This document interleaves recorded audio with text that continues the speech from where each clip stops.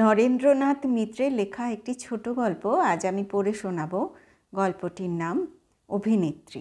চিতপুর অঞ্চলে মালতী মল্লিকের সঙ্গে কন্ট্রাক্ট করতে এসেছিল পরিচালক অনিমেষ চৌধুরী। বহুকাল সহকারী থেকে থেকে এবার সে নিজেই একখানা ছবি ডাইরেক্ট করবার ভার পেয়েছে। কিন্তু প্রযোজক বৈকুণ্ঠ পোদ্দারের মতো ব্যয়কুণ্ঠ লোক বোধহয় দুনিয়ায় দুটি নেই। ৮০-৮৫ হাজার টাকার মধ্যে খুব ভালো ছবি তুলে দিতে হবে, এই শর্তে অনিমেষকে তিনি কাজ দিয়েছেন। টাকার অঙ্কটা শেষ পর্যন্ত লাখে গিয়ে পৌঁছবে তা অবশ্য অনিমেষ জানে, তবু গোড়া থেকেই খুব সতর্ক হয়ে অনিমেষকে কাজ করতে হচ্ছিল। তার জন্য ছুটোছুটি পরিশ্রমও করছিল প্রচুর। যেখানে অন্য লোক পাঠালে চলে সেখানেও অনিমেষ নিজে না গিয়ে স্বস্তি পাচ্ছিল না। অভিনয়ে অবশ্য মালতীর তেমন খ্যাতি নেই, যা হোক করে কাজ মোটামুটি চালিয়ে দিতে পারে। কিন্তু তার জন্য নির্বাচিত ভূমিকাটিও বইয়ের মধ্যে অপ্রধান। বেকার স্বামী স্ত্রী, রুগ্ন সন্তানের মা, পরিবারের ছোট বউয়ের ছোট অংশ, সব নিয়ে ২-৩ দিনের শুটিং। এর জন্য দ্বিতীয় শ্রেণীর অভিনেত্রীরাও অনেক টাকা দাবি করবেন। তাদের তুলনায় মালতীকে খুব অল্পেই পাওয়া যাবে, বন্ধুরা তাই বলেছিল। কিন্তু বাড়িতে গিয়ে সন্ধ্যার পর মালতীকে পাওয়াই গেল না। ঝি খান্তমণি হেসে বলল, দিদিমণি বাবুর সঙ্গে গাড়িতে বেরিয়েছেন, কখন ফিরবেন কিছু ঠিক নেই, এলে কি বলবো। স্টুডিওর নাম আর দেখা করবার সময় এক টুকরো কাগজে লিখে দিয়ে অনিমেষ বিরক্ত মুখে বেরিয়ে এলো। মনে মনে ভাবল, সন্ধ্যাটাই মাটি হয়ে গেল একেবারে। জয়মিত্র স্ট্রিটে একজন পুরনো বন্ধু আছে, বিনয় চক্রবর্তী। গেলে তার স্ত্রী লাবণ্য চাটা দেয়, আদর যত্ন করে। বিনিময়ে অনিমেষও ২-১খানা সিনেমার পাস সংগ্রহ করে দেয় তাদের। বহুদিন ওদের কোনো খোঁজ খবর নেওয়া হয়নি। অনিমেষ ভাবল একবার ঢু মেরে যায় বন্ধুর বাসায়। গলির ভিতরে তোষ্য গলি, পুরনো বাড়ির একতলা ঘর। খুব কষ্টেই আছে বিনয়, ভালো চাকরি বাকরি কিছু পায়নি, তবু মাঝে মাঝে এই দরিদ্র বন্ধুটির বাসায় এসে খানিকক্ষণ কাটিয়ে যেতে খুবই ভালো লাগে অনিমেষের। বেশ একটা সরল আন্তরিকতার স্বাদ পাওয়া যায় এখানে এলে। এক কাপ চা, একটু রুটি তরকারি, মাসের প্রথম দিকে হলে কোনো দিন বা একটু সুজি ছাড়া লাবণ্য তার সামনে আর কিছু ধরে দিতে পারে না। কিন্তু গেলে এমন আদর যত্ন করে, এত আনন্দ পায়, যেন পরম অপ্রত্যাশিত কোনো মহামান্য অতিথি তাদের ঘরে এসেছে। ভিতরে কি যেন কথা কাটাকাটি চলছিল। বার দুই কড়া নাড়তে তা থেমে গেল। বিনয় এসে দৌড় খুলে বলল, কে? তারপর অনিমেষকে দেখে বলল, এসো। কিন্তু আমন্ত্রণের মধ্যে যেন তেমন উত্তাপ নেই, বড় শুকনো গলা, বড়ই যেন বিরস বিনয়ের মুখ। লাবণ্যর মুখও ভার ভার, ঘরের জিনিসপত্র এলোমেলো। বিনয়ের জামাটা মেঝেই লুটোচ্ছে, দুপাটি জুতো ঘরের দুই প্রান্তে, তার এক পাটি কোলের ওপর তুলে নিয়েছে বিনয়ের কালো মাথা ন্যাড়া রোগা বছর তিনেকে ছেলেটি। মেঝের ওপর ছোট ছোট আরও গোটা ২ কাগজের মোড়ক, একটা ফেটে গিয়ে মেঝে খানিকটা মুসুরির ডাল ছড়িয়ে পড়েছে। অনিমেষের বুঝতে বাকি রইল না, বেশ একটা খণ্ড প্রলয় হয়ে গেছে খানিকক্ষণ আগে। লাবণ্য একবার অনিমেষের দিকে তাকিয়ে কোনো কথা না বলে দ্রুত হাতে ঘর গোছাতে শুরু করলো। অনিমেষ বলল, এসে বুঝি রসভঙ্গ করে ফেললাম? দাম্পত্য কলহটা খুব জমে উঠেছিল দেখা যাচ্ছে। ঝগড়া করাটা তোমার কি অভ্যাসে দাঁড়িয়ে গেছে বিনয়? তক্তপোষে বন্ধুকে বসতে দিয়ে বিনয় পকেট হাতড়ে একটা সিগারেট বার করে তার হাতে দিতে গেল। অনিমেষ বলল, সিগারেট আমার কাছে আছে। বিনয় সিগারেট ধরিয়ে ২-১টা টান দিয়ে বলতে লাগলো, রোজ রোজ এই অশান্তি, এই ঝগড়াঝাটি আমারই কি ভালো লাগে ভাই? কিন্তু যাকে নিয়ে ঘর সংসার, সে যদি অমন অবুঝ হয় তো পারি কি করে? আচ্ছা, ছেলে কি কারো হয় না? নাকি ছেলে পুলে থাকলে কোনো রোগ ব্যাধি হতে নেই? কিন্তু তার ওষুধপথ্য নিয়ে তার বউ এমন ঝগড়া করে শুনি। যার যেটুকু সাধ্য সে সেটুকুই করতে পারে, তার বেশি চাপ দিলে। লাবণ্য ফোঁস করে উঠল, কে কাকে চাপ দিতে গেছে ঠাকুরপো? ছেলেটা টাইফয়েডে এবার তো শেষই হয়ে গিয়েছিল, যে দেখেছে সেই মুখ ফিরিয়ে নিয়েছে। কেউ ভাবেনি ওকে ফের তুলতে পারবো। ছেলেকে হাত ধরে হঠাৎ একটা হ্যাঁচকা টানে নিয়ে এসে অনিমেষের সামনে দাঁড় করিয়ে দিয়ে লাবণ্য বলল, দেখুন তো কি হাল হয়েছে, বলুন তো মানুষের কোন ছিঁড়ে আছে চেহারায়? একটা পা এখনও টেনে টেনে হাঁটে। কাল নিয়ে গিয়েছিলাম ডাক্তারের কাছে, বললেন ভালো করে খাওয়াতে টাওয়াতে না পারলে সারবে না, সাধারণ স্বাস্থ্য ভালো হলে পায়ের দোষটুকু আপনিই সেরে যাবে। তাই বলছিলাম এক কৌটো ওভালটিনের কথা। তাতে যে কোনো মানুষ এমন রাগ করতে পারে, এমন মুখ খারাপ করতে পারে? বলতে বলতে থেমে গেল লাবণ্য। পায়ে আচমকা টান লাগায় ছেলেটি বোধহয় ব্যথা পেয়েছিল। সে ঠোঁট ফুলিয়ে কাঁদবার উপক্রম করতেই লাবণ্য তাকে কোলে নিয়ে সস্নেহে মধুর স্বরে বলল, ছি ছি ছি, কাকাবাবুর সামনে বুঝি কাঁদে? কাকাবাবু কী বলবেন বলতো? দেশ বিদেশে নিন্দে করে বেড়াবেন যে। জানো কত ভালো ভালো ছবি তোলেন তোমার কাকাবাবু। আমাদের বিন্তুর কিন্তু চমৎকার একখানা ছবি তুলে দিতে হবে ঠাকুরপো। লাবণ্য একটু হাসল।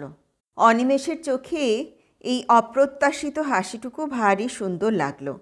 বিনয়ের ছেলের তুলনায় তার স্ত্রীকে সুশ্রী বলা যায়। রং ফর্সা, টানা নাক চোখ, মুখের গড়নের মধ্যে বেশ একটু মিষ্টত্ব আছে। বয়স 25-26 হবে। দীর্ঘ দোহারা চেহারা, স্বাস্থ্য এত অভাব অনটনেও ভেঙে পড়েনি। এমন রোগা আকৃতির ছেলে লাবণ্যের কোলে মানায় না, কিন্তু মাতৃত্ব ওর স্নিগ্ধ সৌন্দর্যকে মধুরতর করেছে। অনিমেষকে অমন করে তাকাতে দেখে লজ্জিত হয়ে লাবণ্য চোখ নামিয়ে নিয়ে বলল, আপনি তো আজকাল আসেনই না, শুনেছি ডিরেক্টর হয়েছেন। অনিমেষ হেসে বলল, তা হয়েছি। তারপর বন্ধুর দিকে ফিরে তাকালো অনিমেষ। সত্যি এ তোমার ভারী অন্যায় বিনয়। ছেলেটার একটু যত্ন টত্ন নেওয়াই তো উচিত এখন। সবে অসুখ থেকে উঠেছে। বৌদি ওভালটিন আনতে বলেছিলেন, আনলে না কেন? বিনয় উত্তক্ত হয়ে বলল, আনলে না কেন? ফরমাইশ কি এক ওভালটিনেরই ছিল নাকি? ছেলের জন্যে বিস্কুট, সংসারের জন্য এক পো ডাল, চা, এদিকে মাসের শেষ। কোনটা রেখে কোনটা আনি শুনি? যা না আনবো তা নিয়েই তো কুরুক্ষেত্র। আর ছেলের আদর যত্নের কথা যদি বলো, 70 টাকা মাইনের কেরানির ঘরে ছেলের আদরটা কিছু কম হচ্ছে নাকি? মেঝেতে সিগারেটের ছাই ঝাড়তে ঝাড়তে বিনয় অদ্ভুত একটু হাসল। ছেলে নিয়ে এর চেয়ে বেশি আদর আহ্লাদ করবার শখই যদি ছিল, কেরানির সন্তান পেটে না ধরে কোনো বড় লোকের ঘরে গিয়ে ছেলে বিয়োলেই হতো। লাবণ্য বলল, শুনুন কথা, শুনুন একবার। অনিমেষ বন্ধুকে ধমক দিয়ে বলে উঠল, ছি, কি যা তা বলছো বিনয়? এত মুখ খারাপ করতে শিখলে কবে থেকে? ছি ছি ছি। অপ্রস্তুত হয়ে বিনয় এবার একটু কাল চুপ করে রইল। অনিমেষ আন্তরিক সহানুভূতিতে বন্ধুর দিকে তাকালো। কেবল মুখের কথাই তো খারাপ হয়নি, বিনয়ের মুখের গড়নও বড় বিশ্রীভাবে বদলে গেছে। 30-31 বেশি বয়স হবে না ওর, কিন্তু গাল ভেঙে চোয়াল জেগে এমন চেহারা যেন মনে হয় অনেক দিন 40 পার হয়ে গেছে। অনিমেষ বলল, পার্ট টাইম কিছু একটা জোগাড় করতে পারলে নাকি বিনয়? বিনয় মাথা নাড়ল। না, তোমাকে এত করে বললাম। অনিমেষ বলল, চেষ্টা তো করে দেখলাম ভাই, কিন্তু আমাদের যা লাইন তাতে। লাবণ্য তাক থেকে চা, চিনি আর 2টি কাপ পেরে নিয়ে পিছনের দরজা দিয়ে বেরিয়ে গেল। ছেলে তার সঙ্গে খোঁড়াতে খোঁড়াতে চলল। আবার তুমি আসছো? একটু পিছন ফিরে অনিমেষের দিকে তাকিয়ে লাবণ্য ফের একটু হাসল। এক নিমেষও চোখের আড়াল করবার জো নেই, এমন জ্বালা। দৌড়ের বাইরে গিয়েই ছেলেকে যে লাবণ্য কোলে তুলে নিল, তা অনিমেষের চোখ এড়ালো না। বিনয় বলল, তুমি তো এবার ডিরেক্টর হয়েছ, 2-1 নম্বর পার্ট দাও না আমাকে, 2-10 টাকা যদি আসে মন্দ কি? অনিমেষ হেসে বলল, তোমাকে পার্ট দেব? লোকের সামনে কথাই বলতে পারো না ভালো করে, তো তুমি আবার অভিনয় করবে? তোমাকে পার্ট দিলে তো মৃত সৈনিকের পার্ট দিতে হয় বিনয়। বিদ্রূপ শুনে বন্ধুর দিকে স্থির দৃষ্টিতে তাকালো বিনয়, তারপর একটু হাসল। মৃত সৈনিকের পার্ট তুমি আর নতুন করে দেবে কি ভাই? মৃত সৈনিক হয়েই তো আছি। তুমি বড়জোর মরার উপর খাড়ার ঘা দিয়েছ, তার চেয়ে বেশি তো কিছু করনি। চায়ের কাপ হাতে লাবণ্য ঘরে ঢুকে একটু হেসে বলল, এবার বুঝি আপনার সঙ্গে ঝগড়া শুরু করেছে? এমন খিটখিটে মেজাজও হয়ে গেছে জানেন, ঝগড়া ছাড়া আজকাল এক মুহূর্তও থাকতে পারে না। চায়ের কাপে একটু চুমুক দিয়ে স্মিতমুখী লাবণ্যের দিকে তাকিয়ে অনিমেষ বলল, ঝগড়া নয়, বিনয় আমার কাছে পার্ট চাইছিল। আমি বলি কি বৌদি, বিনয়ের দ্বারা তো হবে না, কিন্তু আপনি পারলেও পারতে পারেন। আপনি নিশ্চয় পারবেন, করবেন। শুনে লাবণ্য হাসল। সত্যি নাকি? বেশ তো, নামিয়ে দিন না। আপনি যেখানে ডিরেক্টর, আমার সেখানে অ্যাক্ট না করলে চলবে কেন? অনিমেষ বলল, না না, ঠাট্টা নয়, আমি সত্যিই বলছি। তারপর বিনয়ের দিকে ফিরে তাকালো অনিমেষ। আমি সিরিয়াসলি বলছি বিনু, তোমরা যদি রাজি হও তাহলে বৌদিকে একটা ছোটো মতো রোল দেওয়া যায়। বিনয় হাসল। তাই নাকি? পরিকল্পনাটা এবার খুলেই বলল অনিমেষ। বিনয় হাসছে কেন? এতে দোষের কি আছে? আজকাল কত ভদ্রঘরের মেয়েরাও তো আসছেন এ লাইনে। খুব ছোট পার্ট, ফষ্টি নষ্টি কিছু নেই। লাবণ্যর উপযুক্ত ভূমিকাই তাকে দেবে অনিমেষ। রুগ্ন সন্তানের জননীর রোলেই সে নামাবে লাবণ্যকে। সব শুদ্ধ 3-4টি শটের বেশি হবে না, কথাও খুব সামান্য। স্বামীর সঙ্গে মাত্র একবার সাক্ষাৎ হবে, বাকি সব দৃশ্যই ছেলের সঙ্গে আর বুড়ো ডাক্তারের সঙ্গে। স্টুডিওতে বিনয় থাকবে, অনিমেষ থাকবে, কোনো অসুবিধে হবে না। বিনয়ের ছেলে বিন্তুকে শুদ্ধ নামাবে অনিমেষ। নিজের ছেলেকে ঘরে যেমন আদর যত্ন সেবা শুশ্রূষা করছে লাবণ্য, স্টুডিওতে ক্যামেরার সামনে তার চেয়ে বেশি কিছু করতে হবে না। সব নিয়ে দিন 3 বেরুতে হবে বড়জোর। প্রযোজককে বলে টোলে 100-3 টাকার ব্যবস্থা অনিমেষ করতে পারবে। 300 টাকা! রুদ্ধশ্বাসে চুপ করে রইল লাবণ্য।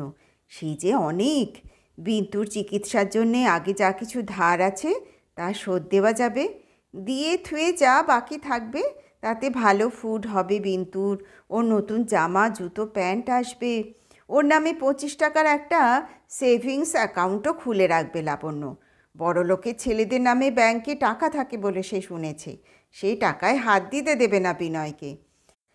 কিন্তু 300 টাকায় যদি একসঙ্গে আসে, বিনয়ের জন্যেও কিছু কিনে দিতে হবে বই কি। যে হিংসুটে মানুষ, বেরুবার মতো ভালো জামা কাপড় নেই, তা করতে হবে। একটা সিগারেট কেসের ভারী শখ বিনয়ের, তাও একটা কিনবে লাবণ্য ওর জন্যে। নিজের একখানা ভালো শাড়ি নেই বাক্সে, অবশ্য সে মুখ ফুটে চাইবে না। বিনয় যদি কেনে তো কিনবে। হাতে অত টাকা এলে বিনয় শাড়ির কথাই আগে বলবে, তা লাবণ্য জানে। আপনি ঠাট্টা করছেন, লাবণ্য অস্ফুট স্বরে বলল। অনিমেষ বলল, না বৌদি, আমি মোটেই ঠাট্টা করছি না। আপনারা যদি রাজি হন আমি সব ব্যবস্থা করে ফেলি। লাবণ্য বলল, কিন্তু লোকে যে নিন্দে করবে। অনিমেষ বলল, কেন নিন্দে কেন করবে? এতে নিন্দের কি আছে? তাছাড়া আপনি যদি নিজের নাম না দিতে চান, না দেবেন। লাবণ্যর বদলে অন্য নাম রাখলেই হবে। বিদায় নেওয়ার সময় বন্ধুকে আরও একবার অনুরোধ করে গেল অনিমেষ।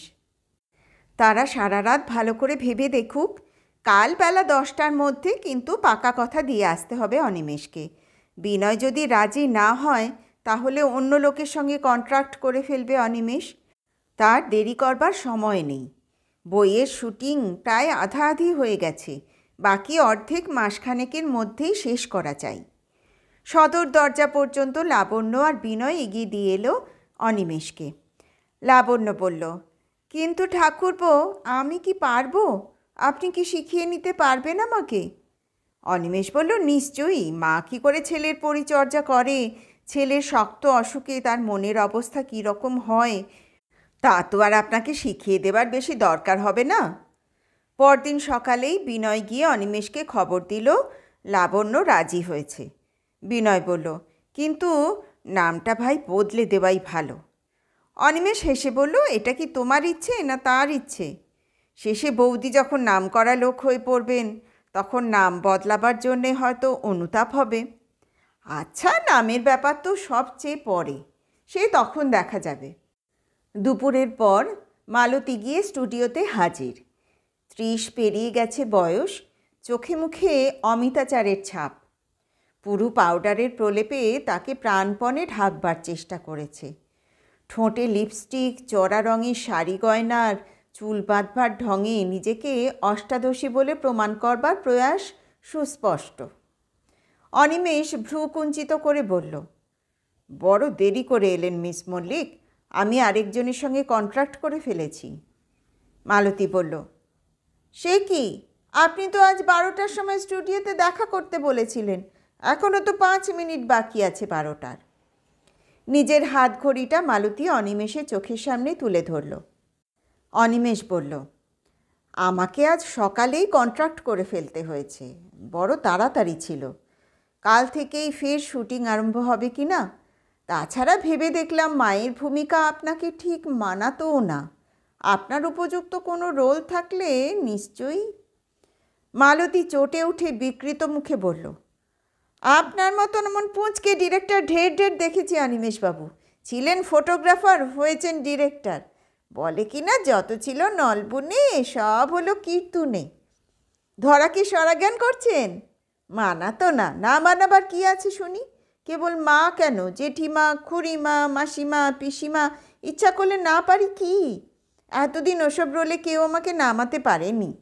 আপনার বইতে নিজের ইচ্ছেই নামতে চেয়েছিলাম, বেশ, কন্ট্রাক্ট আপনি না করতে চান না করলেন, কিন্তু 1 মাঘে শীত যায় না, তাও বলে দিচ্ছি। খানিকক্ষণ চেঁচামেচির পর গট গট করে বেরিয়ে গেল মালতী।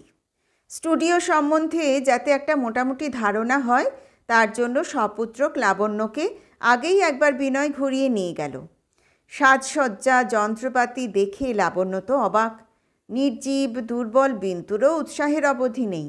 মার কোলে থেকে সে দুর্বোধ্য ভাষায় হাত পা নেড়ে কী সব বলতে লাগলো। মাত্র একদিন আছে মাঝখানে, রিহার্সেলের সময়ও নেই। চলচ্চিত্রে এরকমই দস্তুর, উদ্যোগের আয়োজনের ব্যাপারে অতি দ্রুত চলায় সে অভ্যস্ত। তবু বিনয়ের বাসায় গিয়ে লাবণ্যকে প্রথম দিনের শুটিংয়ের খানিকটা মহড়া দেওয়ালো অনিমেষ।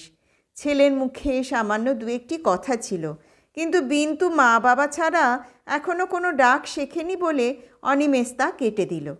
বিন্তুর বিকলাঙ্গ কদাকৃতি চেহারাটাই ছবির পক্ষে এক বড় সম্পদ, ওর মুখে কথার আর দরকার হবে না।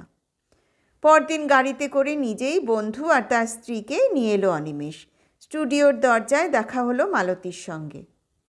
অনিমেষ একটু সৌজন্য আর সহানুভূতির স্বরে বলল, এই যে মিস মল্লিক, আপনিও এসেছেন দেখছি, কাজ আছে বুঝি? মালতী বলল, আপনার নতুন স্টার দেখতে এলাম, সেও তো কাজ, বলে গাড়ির ভিতরে উঁকি দিয়ে লাবণ্যর দিকে ঈর্ষা কুটিল চোখে একটু তাকালো মালতী। লাবণ্য চোখ ফিরিয়ে নিল। মালতী চলে গেলে লাবণ্য বলল, মেয়েটা কি ঠাকুরপো, কীরকম অসভ্যের মতো বারবার তাকাচ্ছিল, আর কি রঙই না মেখেছে মুখে, ছি ছি ছি, কে ও? অনিমেষ মৃদু হাসল, বড় সহজ পাত্রী নয় বৌদি, আর একটু হলেই ও আপনার জায়গা কেড়ে নিত। আপনি তো লক্ষ্য করেননি, বিনয় এতক্ষণ ওকেই দেখছিল চেয়ে চেয়ে। বিনয় লজ্জিত হয়ে বলল, কী যে বলো! প্রডিউসারকে আগেই বলে রেখেছিল অনিমেষ, লাবণ্যকে দিয়ে অভিনয় করালে টাকা কম লাগবে, তাছাড়া বিজ্ঞাপনের সময়েও সুবিধে হবে খুব। নিজের ছেলে নিয়ে ভদ্রঘরের সুন্দরী কুলবধূ অভিনয়ে নেমেছেন, সিনেমার পক্ষে এর চেয়ে চমৎকার বিজ্ঞাপন আর কী হতে পারে? লাবণ্যকে বৈকুণ্ঠবাবুর সঙ্গে পরিচয় করিয়ে দিল অনিমেষ। মুখখানা বেশ মিষ্টি মিষ্টি, দেখে শুনে প্রসন্নই হলেন বৈকুণ্ঠ। বললেন, বেশ বেশ, আমার কুঁড়ে ঘরে লক্ষ্মীর আগমন হয়েছে অনিমেষবাবু। আহা হা, মুখখানা কীরকম শুকিয়ে গেছে, ওকে রিফ্রেশমেন্ট রুমে নিয়ে যান এক্ষুনি। সেট সাজানো হলো, আড়ম্বর আয়োজনের কিছু নেই। দরিদ্র নিম্ন মধ্যবিত্ত গৃহস্থের ঘর, ঠিক যেমন ঘর লাবণ্য দেখে এসেছে, অনিমেষ সেটে প্রায় তারই অনুকরণ করল। মেঝে ছেঁড়া বিছানায় রোগ জীর্ণ ছেলে, দায়িত্বহীন ভীরু বেকার স্বামী কোথায় পালিয়ে বেড়াচ্ছে। এদিকে ভিজিট না পেলে ডাক্তার আসবে না, ডাক্তার ডাকবার লোক নেই, টাকা নেই। একবার ছেলের গায়ে হাত দেয় মা, আর একবার হাত তুলে আনে। নিজের হাতে শাঁখা আর এউতির লোহা ছাড়া আর কিছু নেই। এক চিলতে হার এখনও আছে ছেলের গলায়, খানিক আগে হাড় হাড় বলে কেঁদেছিল, তাই পরিয়ে দিতে হয়েছে। এখন ঘুমন্ত ছেলের গলা থেকে মা সে হার কী করে তুলে নেবে? সোনার অঙ্গ থেকে কি সোনা ছিঁড়ে নেওয়া যায়? তবু নিতেই হলো। ছেলের হার চুরি করে নিয়ে ঝড় বৃষ্টির মধ্যে মা চলল ডাক্তার ডাকতে। প্রথম দিনের সেট এ পর্যন্ত। বিষয়টা বারবার লাবণ্যকে বুঝিয়ে দিল অনিমেষ। সেটের ভিতরে নিয়ে গিয়ে বারবার তাকে মহড়া দেওয়ালো, কিন্তু লাবণ্যর কিছুতেই যেন হতে চায় না। নিতান্ত নিরুদ্বেগ মুখ লাবণ্যর। দুঃখ, নৈরাশ্য, ক্ষোভ, কোনো ভাব ফুটে উঠছে না। একান্ত অভাবব্যঞ্জক মুখ। বাইরের অনেকগুলো পুরুষ যে তার দিকে তাকিয়ে রয়েছে, তার জন্যে মাঝে মাঝে লজ্জা আর সংকোচ প্রকাশ পাচ্ছে তার। বারবার মাথার আঁচল টেনে দিতে চাইছে লাবণ্য। বিরক্ত হয়ে শেষ পর্যন্ত অনিমেষ ধমক দিল, আপনার লজ্জার অত সময় কই? আপনার ছেলের ম্যালিগনেন্ট ম্যালেরিয়া, টাইফয়েডের চেয়েও শক্ত অসুখ। 24 ঘন্টার মধ্যে মারা যেতে পারে আপনার ছেলে। আপনি যান, ছেলের কাছে গিয়ে বসুন, তার গায়ে হাত বোলান। কিন্তু সেটের মধ্যে লাবণ্যর হাত কাঁপে, পা কাঁপে, ঠোঁট কাঁপে থরথর করে। অদ্ভুত একটা ভয় তাকে পেয়ে বসেছে। সে ভয় ছেলের মৃত্যু ভয় নয়। অনেক কষ্টে যদি বা ছেলের কাছে তাকে বসানো গেল, তার আড়ষ্ট ভঙ্গি কিছুতেই যেতে চায় না। ছেলের মাথার কাছে বসে হাতে পাখা নিয়ে সঙ্গে সঙ্গে লাবণ্য তা রেখে দিল। অনিমেষ ধমক দিয়ে উঠল, অমন করে বাতাস করে নাকি? আপনার নিজের ছেলে মরে যাচ্ছে। লাবণ্য মাথা নেড়ে বলল, না না না। পুরো ঘণ্টাখানেক চেষ্টা করে শেষে সেট থেকে লাবণ্যকে নামিয়ে আনলো অনিমেষ। তারপর অসহায়ের মতো বলল, হলো না। লজ্জায় অনুশোচনায় লাবণ্য মুখ নিচু করল। বৈকুণ্ঠ পোদ্দারের পাশের চেয়ারেই বসেছিল মালতী মল্লিক। অনিমেষ আর লাবণ্যর কাণ্ড দেখে মুখে রুমাল চেপে ধরেছিল, তবু তার হাসির শব্দ অস্পষ্ট ছিল না। বৈকুণ্ঠবাবু বললেন, মিস মল্লিক, আপনি এই যাত্রার উদ্ধার করুন। শুটিং ডিটেইনড হোক আমি চাই না। মালতী বলল, উদ্ধার আমি করতে পারি, কিন্তু 1000 টাকার 1 পয়সাও কম হবে না। বৈকুণ্ঠ বললেন, আচ্ছা আচ্ছা, সেজন্যে আটকাবে না। কাজ সারতে সারতে যদি রাত হয়ে যায়, আমি নিজের গাড়িতে আপনাকে পৌঁছে দিয়ে আসব। আপনি ভাববেন না। পলিতকেশ প্রৌঢ়ের দিকে তাকিয়ে মালতী ঠোঁট টিপে হাসল। বেশ তো, দেবেন। আপাতত ভ্যানিটি ব্যাগটি রাখুন আমার, আর কন্ট্রাক্ট ফর্মটা দিন। মেকআপ রুম থেকে মিনিট 10 মধ্যে ফিরে এলো মালতী। 8 পৌরে, ময়লা শাড়ি পরনে, শাঁখা সম্বল, দরিদ্র গৃহবধূ। অনিমেষের দিকে তাকিয়ে বলল, কই ডিরেক্টর মশাই, ছেলে কই আপনার?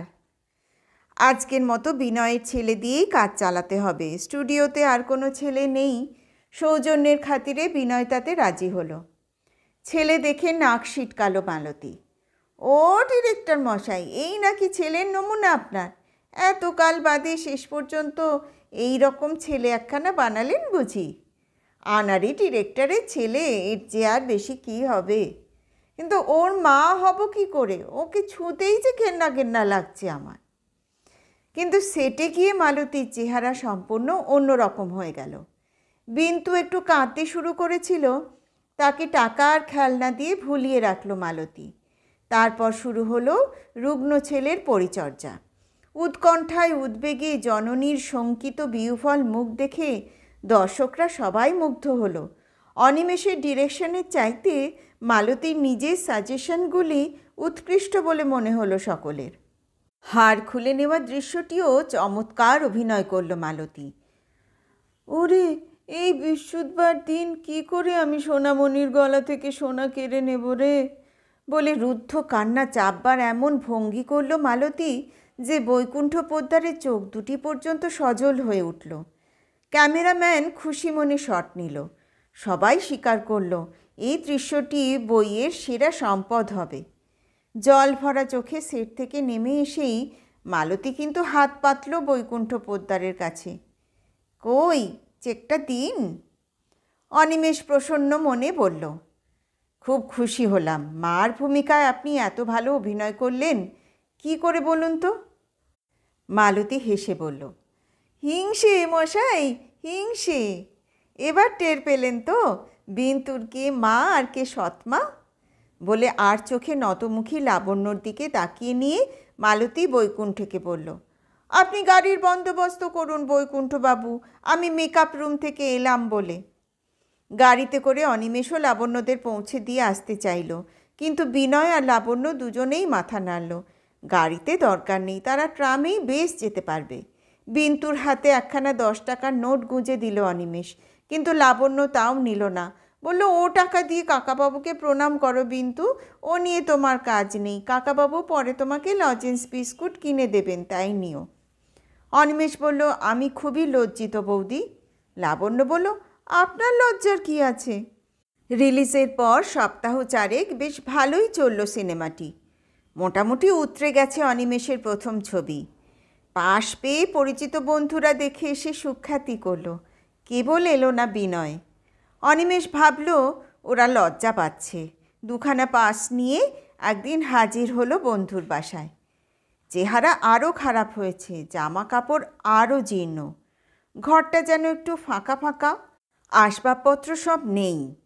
তবু বিনয় খুশি হবার ভঙ্গিতে বলল, এসো এসো, আমি ভাবলাম তুমি বুঝি সম্পর্ক তুলেই দিলে। লাবণ্য বলল, আপনার ছবির নাকি খুব নাম হয়েছে। অনিমেষ বলল, পরের মুখে ঝাল খেয়ে লাভ কি, নিজেরা গিয়ে আগে দেখে আসুন, তারপর ভালো বলতে হয় বলুন, নিন্দে করতে হয় করুন। কিন্তু মহারাজ, এসো তো এদিকে, এই নাও তোমাদের পাস। তোমার অভিনয় কেমন হয়েছে দেখে এসো গিয়ে। আপনারা তো ছেলে দিলেন না বৌদি, অতি কষ্টে শেষে আরেকটাকে জোগাড় করে নিলাম। রুগ্ন উলঙ্গ ছেলের দিকে একবার তাকালো অনিমেষ, পাটা ওর আরও শুকিয়েছে।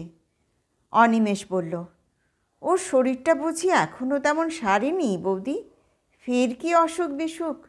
কথা শেষ হতে পারল না, দরজায় কড়া নড়ে উঠল, সঙ্গে সঙ্গে ভারী গলাও শোনা গেল, বিনয়বাবু, বিনয়বাবু আছেন? বিনয় স্ত্রীর দিকে তাকালো, তারপর ফিসফিস করে বলল, সেরেছে। অনিমেষ এসেই যত গোল বাঁধালো, না হলে আমি এতক্ষণে বেরিয়ে যেতাম, নাগাল পেত না। অনিমেষ বলল, কে? বিনয় তেমনি ফিসফিস করে বলল, বাড়িওয়ালা গোবিন্দ প্রামাণিক, ভাড়ার তাগিতে এসেছে। অস্থির করে ফেলল ভাই, এদিকে হাতে পয়সা নেই একটি, পুরো মাইনে পাইনি তো অফিস থেকে, কিছু আগাম নেওয়া ছিল, কেটে রেখেছে। তারপর স্ত্রীর দিকে তাকিয়ে বলল, যাও বলে এসো বাসায় নেই। লাবণ্য একবার অনিমেষের দিকে তাকালো। বিনয় বলল, আহা, ওর কাছে তোমার লজ্জা করতে হবে না, ও আমার ছেলেবেলার বন্ধু। বলে এসো নেই, বেরিয়ে গেছে। পাওনাদার ভাগাতে লাবণ্যের জুড়ি নেই অনিমেষ। লাবণ্য স্থির দৃষ্টিতে একটুকাল স্বামীর দিকে তাকিয়ে থেকে বলল, নেই বললে বিশ্বাস করবে কেন? তোমার গলা শুনতে পেয়েছে। বিনয় কাঁথাটা মুড়ি দিয়ে টান হয়ে শুয়ে পড়ল। তাহলে বলো গিয়ে, বড্ড অসুখ। সদর দরজায় লাবণ্যর সঙ্গে আগন্তুকের মৃদু কণ্ঠে কি একটু কথা হলো। তারপর একজন প্রৌঢ় মতো লোককে সঙ্গে নিয়ে লাবণ্য ফিরে এলো। আসুন কাকাবাবু, এমন দুর্বল হয়ে পড়েছে যে উঠে যাবার পর্যন্ত সাধ্য নেই। বাড়িওয়ালা গোবিন্দ প্রামাণিক ঘরের ভিতরে এসে দাঁড়ালেন। বছর 50 হবে বয়স, লম্বা চওড়া স্বাস্থ্যবান পুরুষ, মাথায় কাঁচা পাকা চুল, ভুঁড়ির কাছে ফতুয়ার বোতাম দুটি খোলা। কাঁথা মুড়ি দিয়ে বিনয় ততক্ষণে পাশ ফিরে শুয়েছে। লাবণ্যর দিকে তাকিয়ে গোবিন্দবাবু বললেন, হয়েছে কি বিনয়বাবুর, জ্বর টর নাকি? তিনি একটু এগিয়ে কপালে হাত দিতে গেলেন বিনয়ের। লাবণ্য বলল, না কাকাবাবু, জ্বর নয়, সামান্য জ্বর জারি উনি গ্রাহ্যই করেন না। কাল দিনে রাত্রে অন্তত 12-25 দাস তো হয়েছে। গোবিন্দবাবু একটু পিছিয়ে এলেন। বলেন কি? লাবণ্য বলল, হ্যাঁ, 25 বার তো হবেই। শেষের দিকে বিছানা থেকে আর উঠবার ক্ষমতা ছিল না। ভয় আর বাঁচি নে কাকাবাবু, দিনকাল তো ভালো নয়। অনিমেষ লক্ষ্য করল লাবণ্যর চোখে মুখে সত্যই যেন স্বামীর অসুখের জন্য শঙ্কা আর উদ্বেগের ছাপ এসে পড়েছে। কালকের ভয় যেন তার আজও কাটেনি। গোবিন্দবাবু বললেন, ভয়েরই তো কথা, চারিদিকে যা অসুখ বিসুখ হচ্ছে, শুধু দাস তো নাকি বমি টমিও ছিল? লাবণ্য বলল, শেষের দিকে সবই শুরু হয়েছিল। মানুষ নেই, জন নেই, টাকা পয়সায় টানাটানি, এমন বিপদে পড়লাম। শেষে দিশে টিশে না পেয়ে মামাকে খবর দিলাম। শ্যামবাজারের মধু ডাক্তারের নাম শুনেছেন তো? তিনি আমার মামা। তিনি দেখে প্রথমে ঘাবড়ে গেলেন, তারপরে ভগবানের দয়ায় দুদিনে কি চেহারা হয়ে গেছে দেখুন কাকাবাবু। লাবণ্য বিনয়ের গা থেকে কাঁথাটা তুলে ধরল। গোবিন্দবাবু বললেন, খাওয়া দাওয়ার কিছু গোলমাল হয়েছিল নাকি? না হলেই বা কি, মানুষের শরীরের কখন যে কি হয় তা কেউ বলতে পারে না। লাবণ্য সস্নেহে স্বামীর কপালে হাত বুলালো। ঘুমিয়ে পড়লে নাকি? কাকাবাবু ডাকছেন তোমাকে। গোবিন্দবাবু বাধা দিয়ে বললেন, থাক থাক, ওকে আর ডেকে কাজ নেই। আমি ভাড়াটার কথা বলবো ভেবেছিলাম মা। যাক, আজ আর না বললাম। কিন্তু এদিকে 2 মাস হয়ে গেল, বিনোদ 2-3 দিন এসে ঘুরে গেছে, বিনয়বাবুর দেখা পায়নি। লাবণ্য বলল, একটু সুস্থ হলে উনি নিজেই গিয়ে ভাড়া দিয়ে আসবেন কাকাবাবু, বিনোদকে পাঠাতে হবে না। স্কুলের ছেলে, পড়াশুনোর ক্ষতি হবে হয়তো ওর।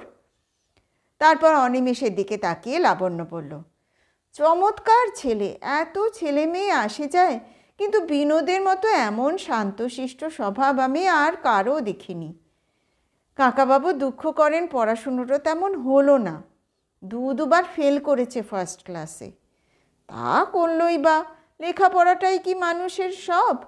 পড়াশুনো করে যে কি হয় তাও তো চোখের ওপর দেখতে পাচ্ছি। মানুষের স্বভাবটাই আসল। কি বলুন ঠাকুরপো? মানুষ যদি সৎ হয়, সত্যি কথা বলে। অনিমেষ একটু ঢোক গিলে পড়ল, তা তো ঠিকই। এক ফাঁকে গোবিন্দবাবুর সঙ্গে অনিমেষের পরিচয় করিয়ে দিল লাবণ্য। বলল, মস্ত বড় ডিরেক্টর।